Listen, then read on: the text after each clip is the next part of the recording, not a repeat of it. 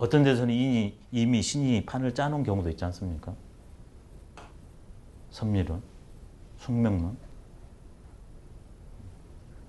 이렇게 변하고 있습니다.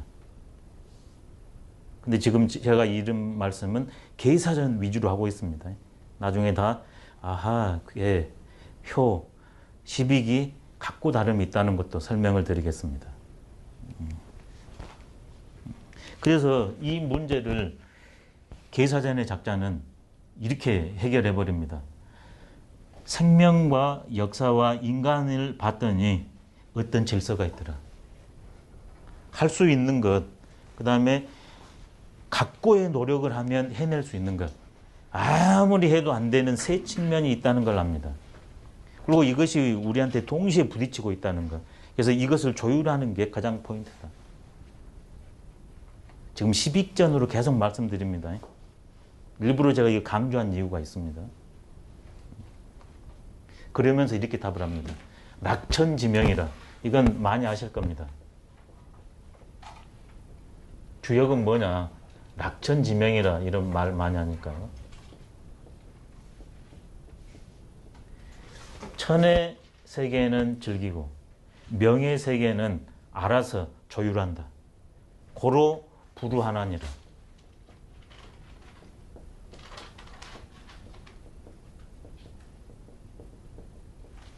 계사전의 작자는 주역을 지은 사람은 내우외환이 계셨을 거다. 이렇게 탁 던집니다.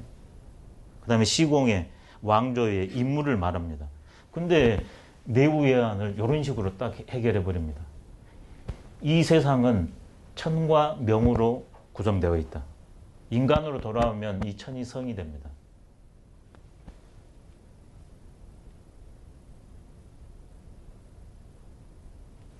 그래서 이 천성, 이건 열린 세계거든요. 그건 그냥 하면 되니까 즐겨 하면 됩니다. 근데 이 명은 두 가지로 보면 됩니다. 하나는 운명, 하나는 숙명. 운명은 각고의 노력을 하면 되고 숙명은 이미 닫혀졌어요.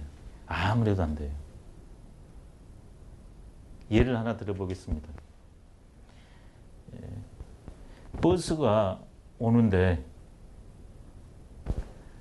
어떤 분이 여기에 미리 있는 분은 그냥 탑니다. 성입니다. 근데 여기에서 달려오는 분이 있습니다. 전력 질주로 제가 봤습니다. 운전기사가 서주더라고. 가는 경우도 많습니다. 예, 가는 경우도 있어요. 왜? 그러니까 안팎이니까. 근데 정말 놀랐습니다. 여성이었거든요. 한 50m 정도를 전력 질주했습니다. 그걸 보고서 서줬어요. 그게 운명이에요. 서로 간의 교감책이에요. 근데 지금 말씀한 것처럼 그렇게 해도 가는 분이 있어요. 숙명이에요. 그래서 이 세계를 결을 알아가지고 성은 천의 세계는 그냥 하면 돼요. 운의 세계는 각고의 노력을 하면 돼요. 명의 세계는 딱 받아들이면 돼요. 근데 이 사실을 모르면 어떻게 합니까? 성의 세계인데 명이라고 해서 안 해요. 명의 세계인데 하면 된다고 해서 해. 어리석게. 운 마지막까지 하면 될 텐데 90% 가가지고 포기해버려. 결국 존재의 문제예요. 주역에는 나는 어떤 존재인가. 그걸 하다가 보니까 나 밖에 있는 세상을 보거든요. 근데 거의 둘이 아닌 거예요. 그래서 낙천지명이라 이 실상을 알았더니 그래서 내우외환이 없어져 버리더라. 그러면 내우외환이 없어졌다 하니까 근심 걱정이 없다는 말인가? 그게 아닙니다. 실제로 있는데 그것이 예전처럼 내우외환으로 작동을 못해요. 없다고 하면 진리 어긋납니다. 이분도 아파요. 이분도 실패합니다. 제가 그것을 주제로 세 개로 정리했습니다. 천에 관련되면 생, 노, 병사입니다. 천생, 노병사. 지혜에 관련된 건 역사라겠죠. 그래서 그것은 흥, 망, 성, 세입니다. 네 개로 하면. 이는 감정을 가지고 살거든요. 희, 노, 예, 락입니다. 우리는 이 세 주제, 3, 40이 16개가, 12개가 동시다발로 돌아갑니다. 근데 또 외부 존재랑 그게 이제 더 중첩된다. 그러면 내우외환에 휩쓸리지 않을 수 없어요. 근데 이 구조를 아냐 그러면 이것이 나를 엄습한다 할지라도 나를 삼키지 못해요. 그게 낙천지명이라고 부릅니다. 그러면 이런 존재는 이제 어떻게 살게 되는가? 이렇게 삽니다.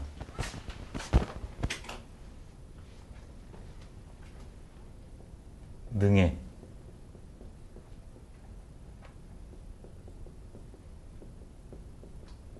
저는 주역을 일반적으로 낙천지명이라 이렇게 크게 말씀하는데 그것과 함께 구체적으로 주역은 뭐냐? 낙천지명은 최고, 용어로는 뭐냐? 불우능해지약이다. 내가 맞닥뜨리는 어떤 일이라 할지라도 그게 자연한 일이니까. 누구라도 그런 일을 만나니까. 그 다음에 나와 무관하게 일어난 일은 아니니까. 그래서 쓸데없이 근심 걱정 안 합니다. 그리고 내가 어떻게 하는 게 최선의 방책인가? 주역은 능해가 최선의 방책이라고 말합니다. 제대로 사랑하는. 유인자야. 논어에 공자께서 말씀하시기를 능호인하며 능오인하니라. 오직 인자만이, 실상을 아는 자만이 제대로 타인을 좋아하고 제대로 타인을 미워할 수 있다.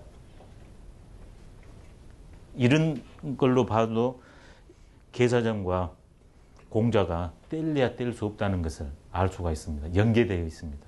불우능해지약이다. 실천으로는. 이게 조금 특화됐으면 좋겠습니다. 요즘 형이상학적으로 낙천지명만 특화됐는데 구체적 실천으로 불우능해. 예, 좋습니다. 종전 열심히 뛰다가 예. 버스를 못 잡아서 좀 더 열심히 뛸 걸 하는 후회를. 그런 생각을 바로 내려놔야 됩니다. 최선을 다하고 감사하게 겸연히 받아들입니다. 그리고 또 최선 다할 뿐입니다. 오직 할 뿐. 선생님 아까 회를 가르쳐 주셨지 않습니까? 예. 회가 없는 삶이 발전할 수 없듯이 예. 생활 습관에 대해서 반성하는 거는 예. 좋은 거 아닙니까? 좋습니다. 근데 뭐냐면 반성한 다음에 그게 꼬리를 물 수 있거든요. 딱 한 다음에는 그냥 실천인 거예요. 그래서 오직 할 뿐이에요.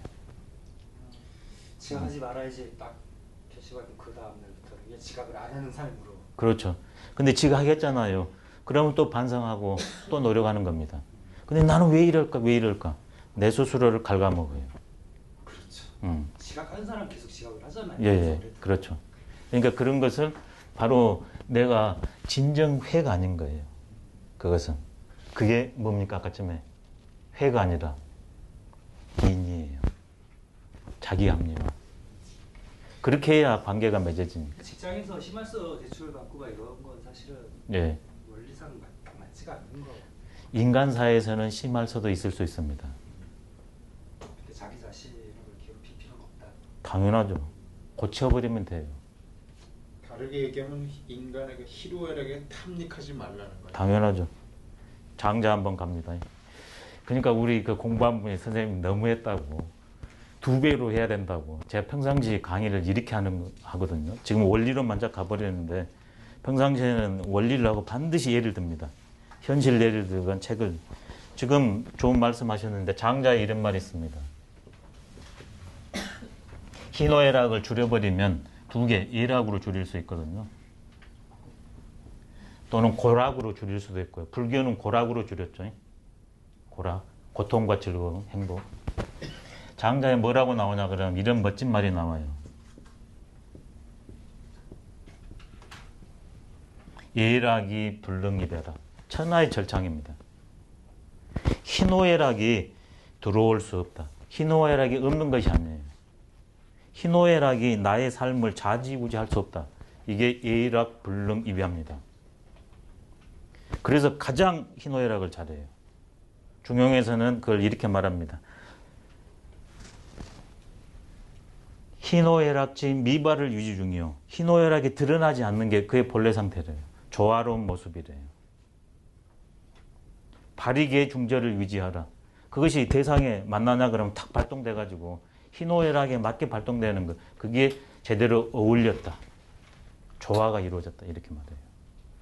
중은 본래 상태고 화는 그것이 작동된 겁니다. 그게 중화거든요. 같은 말입니다. 성인은 감정이 있을까 없을까? 이게 위진남북조 시절에 가장 철학적 논쟁 중에 하나입니다. 주제. 결론은 성인은 희노애락 작용을 제일 잘한다. 한편에서는 성인은 희노애락이 없다 그랬거든요. 그건 잘못된 겁니다. 채만 있고 용이 없어서 죽은 인간이에요. 근데 희노애락 작용을 하되 내식이 아니라 그 상황에 가장 맞아 떨어지게 해요. 그게 불능입이에요. 희노애락이 없는 것이 아니라. 저는 훨씬 더 적극적으로 말한 겁니다. 장자는 근원으로 들어가는 측면으로 말을 많이 해줘요. 우리가 현상에 걸려버리니까. 근데 용까지 나와줘야 돼요. 그러지 않느냐 그러면 장자를 잘못 이해하면 탈속, 염세 갈 수 있습니다. 채만 강조해버리면. 그래서 저는 채에서 용으로까지 나와줘야 된다. 이런 생각입니다. 근데 그런 것은 이제 주역을 가지고 공부를 했기 때문에 주역은 항상 근원하고 현상이 같이 가기를, 같이 가는 것. 그게 네 글자로 이것도 조금 많이 회자됐으면 좋겠습니다. 여시, 해행. 그때 써드렸었는데요. 상황과 함께 가는 것. 이걸 이제 두 글자로 줄이면 시, 중. 뭐든지 간편한 게 좋으니까 시중이 이렇게 주역하면 뭐냐? 주역은 시중지학이다. 이렇게 딱 말하는데. 근데 시중을 설명했을 때 여시행이 참 좋은 것 같아요.